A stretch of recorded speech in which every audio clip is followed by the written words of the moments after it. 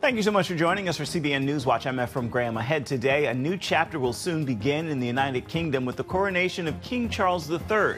We've got a look at the ceremony and a look at some of the faith elements. Plus, a new report shows a rise in threats against the free press. Tonight, our message is this: journalism is not a crime. We'll take a closer look at the most dangerous countries growing bolder in their attempts to silence the media. Then later, an increase in tourists to the Dominican Republic has led to a spike in sex trafficking. There's so many of these families put their young girls out into prostitution in order to just make a little bit of money because it's so difficult. We'll have more on the growing spike and how one ministry is helping to fight against it.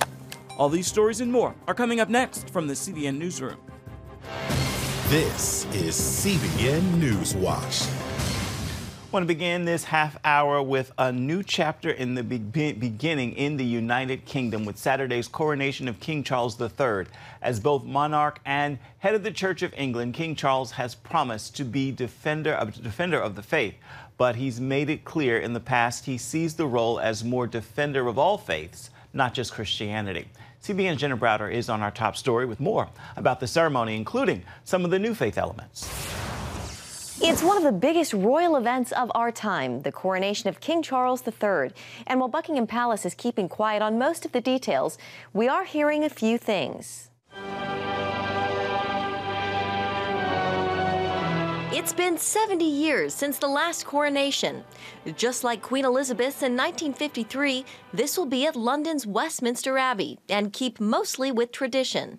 It is, of course, primarily a religious service. There's no constitutional need for the coronation. Charles became king as soon as his mother died back in September. King Charles, though, is expected to add his own touches, which include some new religious aspects.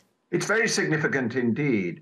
The last coronation of the late Queen in 1953 was almost entirely run by Anglican clergy, the male clergy of the Church of England. Ian Bradley with the University of St. Andrews School of Divinity tells CBN News more Christian denominations will be included this time.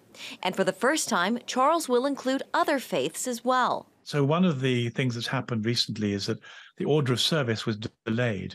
And we're pretty sure it was delayed because Charles wanted a group of representatives of other faiths to lead the prayers. But there's a rule in the Church of England, it's part of the Church's law, and it's backed up by Parliament's law, that to lead the liturgy in an Anglican church, you have to be a believing Anglican. So there was a conflict, and it looks like Charles lost. Now, instead of leading prayers, Muslim, Hindu, Sikh, and Jewish leaders will present the king with 4 pieces of coronation regalia. Gavin Ashington once served as chaplain to the late Queen. Can you tell us about her faith and how she viewed her role and how that might compare to King Charles? Faith was very important to her, and we know this from her Christmas broadcasts. They increasingly were personal and very faithful, and although she was advised, she would have written them essentially herself. He says no one's quite sure about King Charles's private beliefs. Well, we've had one Christian Christmas broadcast, but he was brought up under the influence of Carl Gustav Jung. A man called Lawrence van der Post was his tutor. So he's much more committed to a more progressive agenda than Christianity is comfortable with. And I think one of the tensions we're going to see both in the coronation service and in his reign is the way in which he tries to balance his Christianity, being defender of the Protestant faith, with his sense that he needs to reflect a secular, progressive worldview that his subjects have adopted or are part of. But Ashington says not knowing the monarch's personal beliefs is not necessarily a bad thing. If you have a king or a queen, you don't necessarily want to know what their private views are, because they may then only represent one half of their kingdom instead of the other. It becomes polarizing like politics. Thousands are expected to line the streets Saturday morning as King Charles and his wife, Queen Consort Camilla, make their way from Buckingham Palace to Westminster Abbey. The ceremony starts at 11 a.m. local time. That's 6 a.m. East Coast time. Jenna Browder, CBN News. Thank you, Jen. I want to turn now to Serbia, where police say a gunman shot and killed at random 8 people and wounded 14 in 3 Serbian villages. That happened Thursday. Officers have now arrested a suspect after an all-night manhunt. The attack shook a nation who is still grieving over a mass shooting just a day earlier when a 13-year-old boy used his father's gun to kill 8 fellow students and a guard at a school. While Americans' trust in the media sits near historic lows, a new report highlights a disturbing trend, a rise in threats to the free press in a record number of countries. The group Reporters Without Borders says that is due to authoritarian leaders growing bolder in their attempts to silence journalists. The most dangerous countries include Vietnam, China, and North Korea. Also on the list are Syria and Russia, where American journalists are currently being held captive. Caitlin Burke has more. The imprisonment of journalists Evan Gershkovich and Austin Tice point out the danger members of the media can face for simply doing their job. Russian authorities arrested Gershkovich, a Wall Street Journal reporter, 5 weeks ago on espionage charges. In Tice's case, the freelance journalist and former Marine has been held hostage in Syria for nearly 11 years. Say that in this moment, there was a clear way forward. We don't have that in this moment, but it's something that we're working every single day. According to Secretary of State Antony Blinken, the U.S. ambassador to Russia met with Evan Gershkovich about a week ago, reporting he's in strong spirits. We're intensely engaged with the Russians to seek his freedom, to seek his immediate release. As for Tice, this 43-second video from 2012 shows the last time he was seen alive.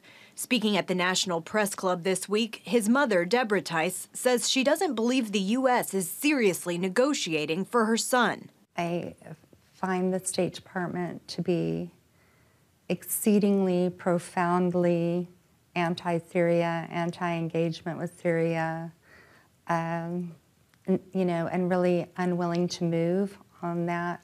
Blinken says that's not the case. Often we're engaged in efforts to get people home that we can't talk about, even with the families. What I can say is this. We're extensively engaged with regard to Austin, engaged with Syria, engaged with third countries, seeking to find a way to get him home, and we're not going to relent until we do. President Biden honored both Tice and Gershkovich over the weekend. Tonight, our message is this. Journalism is not a crime. Evan and Austin should be released immediately, along with every other American held hostage or wrongfully detained abroad. While the report considers the United States a satisfactory environment for journalists, it's dropped 3 places in the ranking. And Pew Research finds 57% of journalists are concerned about possible restrictions on the press in the U.S. Those who've been in the business longer are more likely to be concerned. Caitlin Burke, CBN News. In a statement released Wednesday, President Biden called the press a pillar of democracy and said his administration would, quote, continue to support a free press. Philippines President Ferdinand Marcos Jr. met with President Biden earlier this week, hoping to strengthen ties between the United States amid Beijing's growing aggression in the Asia-Pacific region. Lucille Toulousan brings us this report. During Monday's White House meeting, both President Marcos and President Biden reaffirmed the strong alliance between their two countries. A major highlight came with the signing of a new defense agreement to help the Philippines better respond to China's continued aggression in the South China Sea. The United States also remains ironclad in our commitment to the defense of the Philippines, including the South China Sea, and we're going to continue to support the Philippines' military modernization goals. Marcos admitted his concern over China's continuous provocation. It's only natural that for the Philippines to look to its sole treaty partner in the world to strengthen and to redefine the relationship that we have and the roles that we play in the face of those rising tensions that we see now around the South China Sea and Asia-Pacific and Indo-Pacific regions. The agreement builds on the recent joint military exercises between the two countries, where around 18,000 U.S. troops participated. Beijing found this provocative and warned the Philippines about the decision to expand U.S. military presence in the country. The Enhanced Defense Cooperation Agreement allows American forces to establish military and surveillance outposts in the northern Philippines across from Taiwan and in provinces facing the South China Sea. The Philippines is friends to all and enemy to no one. That's one. Therefore, our activities with other countries are solely for the strengthening of our capability. He will protect whatever is within the sovereignty of the country. Only days before Marcos left for Washington, China reached out to him through its Foreign Minister Qin Gang, who met with him in Manila. Qin said China was willing to work with the Philippines to resolve their differences. This remains to be seen, however, since China has taken no action to address its constant bullying against the Philippine Coast Guards and Filipino fishermen in the disputed territory. Marcos has sought to improve relations with the United States that soured under his predecessor, former President Rodrigo Duterte. In a joint statement, the leaders of the U.S. and the Philippines said they would work as allies on efforts promoting inclusive and broad-based prosperity, investing in the clean energy transition, fighting climate change, upholding international peace and stability, and ensuring respect for human rights and the rule of law. Lucille Talusan, CBN News. Coming up, the Haitian invasion. Millions of Haitians have illegally crossed the border into the neighboring Dominican Republic. Many are forced to live in slums and can't find jobs. See how tourism in the island nation is making this humanitarian crisis even worse. We've got the story for you when we come back.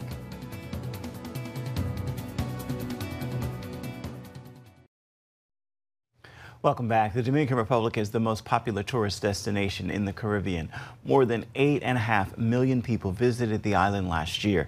The increase of tourists has led to a spike in one of the country's biggest industries, sex trafficking. And the most vulnerable victims are migrants from Haiti. Chuck Holton is on this story. The Dominican Republic has an immigration issue. Conditions in Haiti have led to an increase in border crossings, and today, Haitians make up 25% of the DR population. We drove to a remote border crossing to get a sense of the problem.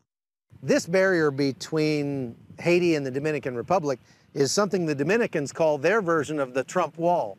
It was put here starting in 2019 to keep this flood of Haitians from coming into their country because it's been so expensive for them. But it's an ongoing problem, and they have to have soldiers out here in order to guard this fence as well, because otherwise people will cut right through it or jump right over it. Haitians live in bateys, the poorest slums. Many work on sugarcane farms, one of this tropical country's biggest industries. It's hot, hard, and low-paying. When the police come, we just have to run away. The government is rounding up and deporting Haitians without the proper documents. Last year, authorities sent a record 162,000 Haitians back to their country. We have nowhere to turn when people take advantage of us, or even if someone robs us. Finding a job is very tough. We have to look after ourselves. There are an estimated 2 million undocumented Haitians in the DR, but this issue is complicated. This is one of the poorest neighborhoods in Santo Domingo, and it's completely full of Haitians. But as a matter of fact, many of the people that live here were born in the Dominican Republic.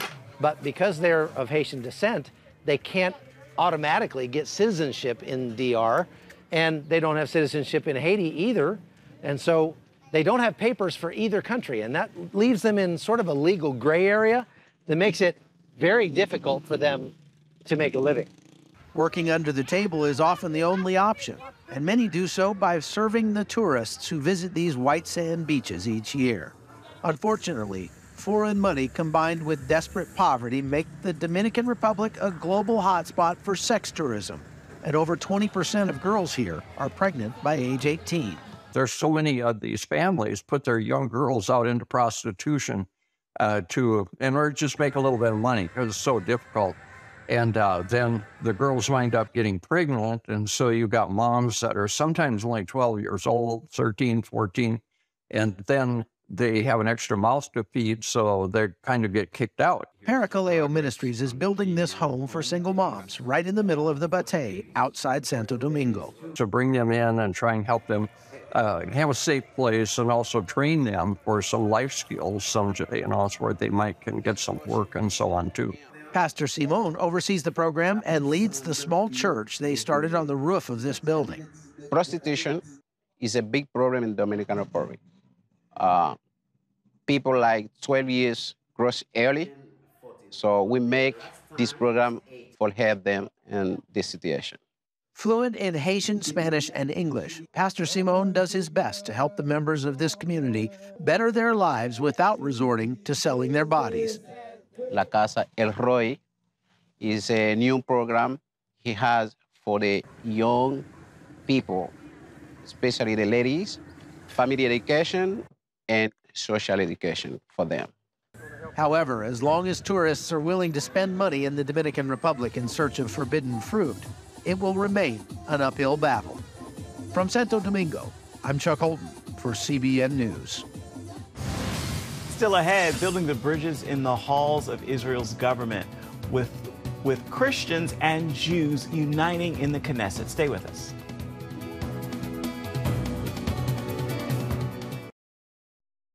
And welcome back to CBN News Watch. This week, members of Israel's Knesset and Christian leaders representing Christians around the world met in Israel's parliament. The historic collaboration is having an impact in nations around the world. Chris Mitchell is on this story. Now in its 19th year, the Knesset Christian Allies Caucus came together to celebrate Israel's diamond anniversary. The significance of the relaunch of the Knesset Christian Allies Caucus is that we've all come together to celebrate 75 years in Israel. The caucus basically runs year-round, but once a year we always come together and discuss what are the issues that are important to us and how we can better work together to promote what we call faith-based diplomacy. Executive Director Josh Reinstein says faith-based diplomacy is a powerful tool for defending the Jewish state. Faith-based diplomacy is when people who believe in the Bible get involved in the political process, when they take their biblical support and turn into real political action. Today, faith-based diplomacy is the most important weapon that Israel has in its diplomatic arsenal. It's the reason there are embassies in Jerusalem again. It's the reason there's anti-BDS legislation around the world. It's the reason we have observer status in the African Union. It's because Christians are getting involved with the political process and letting their representatives know that standing with Israel is a priority. Knesset member Sharon Haskell, one of the co-chairs of the caucus, feels this Jewish-Christian collaboration is extremely important.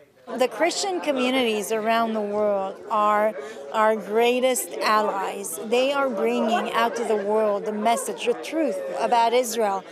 We live today in a world where it's so easy to spread propaganda and lies through social media, sometimes even mainstream media.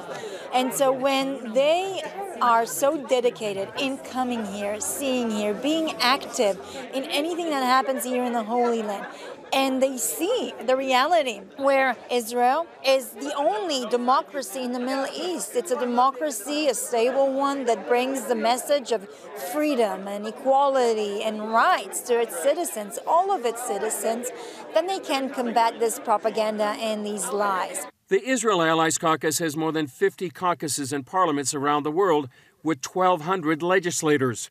The largest caucus is in the U.S. Congress on Capitol Hill in Washington. Reinstein says these men and women are making a difference, such as in the move of the U.S. Embassy to Jerusalem. It was a faith-based initiative. It took 14 years to occur, but it only happened once Christians made it a priority. Also, what we've seen is in different places around the world, we're seeing legislation, resolutions, hearings on a number of different agenda items, and these are all being pushed from Christians. When you look at the success that Israel has diplomatically around the world, 90% of it has come through faith-based diplomacy. So it's really astounding the success of this new movement. Jürgen Buehler, director of the International Christian Embassy Jerusalem, sees the collaboration as historic. For the first time, Jews and Christians are collaborating to work together on behalf of Israel, but also there are a lot of subjects emerging right now that might even affect other nations, that will be for the blessing of other nations. So it's a historic time where for the first time in 2,000 years, Jews and Christians are working together, collaborating to bring a blessing to the whole world.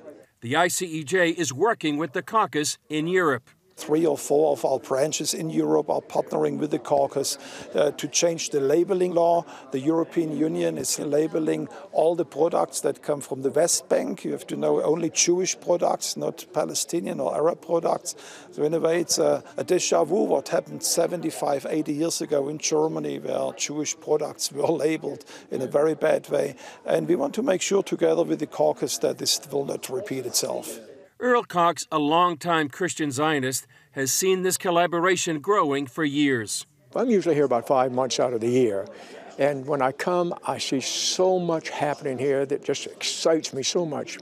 The Christians, evangelical Christians, are supporting the state of Israel. As you very well know, 0.2%, if I'm not mistaken, you put all the Jews together in the world. That's all it is. But if you look at us who are in the evangelical community, there are hundreds of millions of us. And that's why it's so important that we stand with the state of Israel right now, not tomorrow, but right now. During the meeting, many Knesset members came to thank the Christian leaders. We don't and we cannot take for granted the incredible support that we receive from this community. Every time I meet Christian supporters from around the world, it expands my heart, really, in understanding to what extent they are dedicated in helping and defending us. What an incredible bond we have between those two communities. Chris Mitchell, CBN News, the Knesset, Jerusalem. For more news from the Middle East, be sure to check out Chris Mitchell and his team on the CBN News Channel tonight at 8:30 Eastern for Jerusalem Dateline. You can also watch on the CBN News app as well as YouTube. Stay with us. Your Friday Faithful is coming up next.